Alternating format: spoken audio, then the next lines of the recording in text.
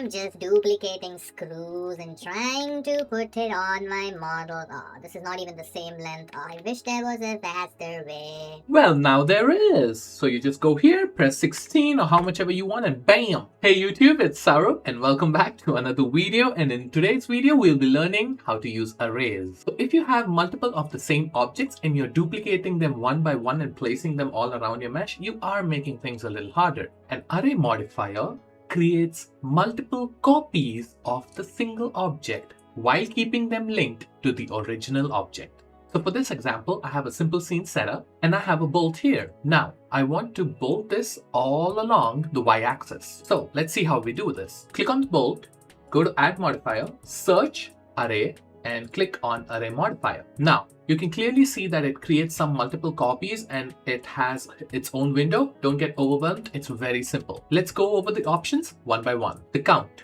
Count is simply how many duplicates. So 10 is 10 duplicates. 5 is 5 duplicates. That's it. The offset values are X, Y, and Z. This indicates which direction or which axis you want the array to go. So right now it's 1 on the X. That's why it's going this way. If I take this one, make it 0, go to Y and make it 1, it's going to go in the Y direction. 1, right? If I turn this to -1, it is now going in the correct direction I want it to. Now, here's the catch. You don't need to do it in one axis. You can do it in multiple. So if I have -1 here, if you notice, if I change X value, there you go. Now it goes diagonal because it has an X and a Y value. Offset does not just determine which axis to go, it even determines how much space there needs to be. It's -1 right now. If I increase this, you can see that the space between my objects also increase. Now, the rotation. Rotations are just rotation values given to each piece. So if I move on the X, you can see that my bolts spin on the X, right? But this is incremental. If you notice, I have 12 degrees on my X, but you notice how this bolt is stable. This goes 12, this goes 24, and it keeps adding 12. And that's why you see how incremental it is, right? And the last is scale value. Scale value exactly works like the rotation, but it's just in scale. So if I select all three and increase it, you can see that it's relative. Now, let's move to randomization in array. So everything I showed you from the offset, rotation, and scale in the array, it's the same thing with randomness, but it just creates different values for each single piece. I'll just show you one example. If I go to offset X and move it, notice it's random now. Some have moved a lot, some have moved less. That's the beauty of it. And that applies to rotations and scale. So you can make randomness now. Now merge is the last option. You won't be using this much. What it does is, if you switch on merge, this is the distance. This was taught in my previous video, merge by distance. What it's going to do, it's taking all the vertices in one single instance and merging them all to the center depending on the value. So if I keep increasing the distance, you can see it starts merging everything. Look at that. Everything is just getting merged, right? So not too much of a use, but yeah, there you go. Oh, and one pro tip. When you get good at this, you don't need to put in values. You actually just have the gizmo right here. If you notice, if I just go on the X and move it, I can literally move it on the X here. So you can visually just do it. You don't need a value. If you see, I go on the Y and pull this back, it's the offset in the Y, right?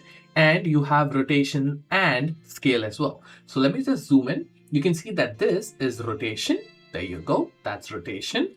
And the red one, the block here, is the scale. So actually you can control everything just using the gizmo. It just depends on you what's easier. Now let's move on to shapes. You don't need to use array just in one straight line. You can even go here and click circle. I know nothing happening now, right? But you notice how you have a radius value here? Check this out. Increase the radius. And now you literally have a circular bolt. Just imagine. You can do so much with this now. Again, count is how much you want to add in. You can increase it or reduce it. Central axis is the axis where it is formed from. Right now, you notice how everything is properly on the Z axis. That's why it's selected to Z. If I move this to X, it switches the angle and keeps it on the X. So the central axis running in middle of that circle is what you're changing. And the circle segment can be from full to an arc. So you notice how it's full right now? That's what's creating the full circle. What if you don't want full but arc? Look at that. And it just creates one arc. It's not a full circle. And that will give you the sweep angle. 180 is 0 to 180. That's why it looks like a protractor, right? 0 to 180. And you can reduce it or increase it. Just go wild. Oh, remember, randomness also applies here. Same thing. And the last mode of array which I want to show you is curve. Curve is a little bit more complicated. You need to draw a curved line, and then you notice how it says curve object. You need to link it there. Now, let me show you that. So I have gone ahead and created this curve, which is Shift A, and you can go into curve, and then you can select the Bezier or the circle, whatever curve you want to do. Once you have designed the curve, now let's select your array. When you have your array selected, you can see it asking you for the curve object. Click on this eyedropper tool, go to your curve, and click on your curve. Now, your bolts are literally on the curve. This gives you full control. If you were thinking, oh, but my object is curved and it has bumps and all that, draw a curve along that, or take an edge and convert it into a curve and then select that. And look at that. That bolt will be properly done, right? So you can use this to, for example, bolts, maybe stitches. If you just create one, what do you call it? If you take a cylinder and then, you make it like a half stitch, you can use that as an array, and then you can add stitches to your object. So you can go and do a lot of things with this. And one last beautiful thing is if you select the curve and hit tab, which is the edit mode, you can select one of the points and move the curve. And check this out, guys. Everywhere you move it, your array follows it. And yeah, now you know you can do a lot of things with this. And with that, this video comes to an end. I hope you enjoyed the array tutorial. And for more, just like and subscribe this video. It really helps out my channel. I'll see you guys next time. Saurabh signing out.